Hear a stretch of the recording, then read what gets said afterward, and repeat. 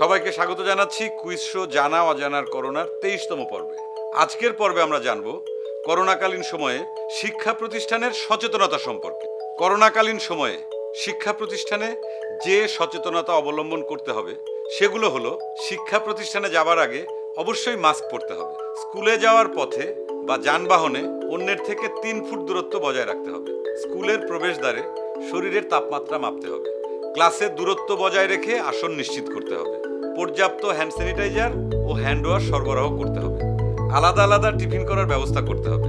ক্লাসরুমে করোনা ভাইরাসের সচেতনতা সম্পর্কে ধারণা দিতে হবে। নিরাপদে বাড়ি ফেরা নিশ্চিত করতে হবে। এবারে চলে যাচ্ছি আজকের প্রশ্নে। সঠিক উত্তরটি জানিয়ে পুরস্কার জিতে নিন।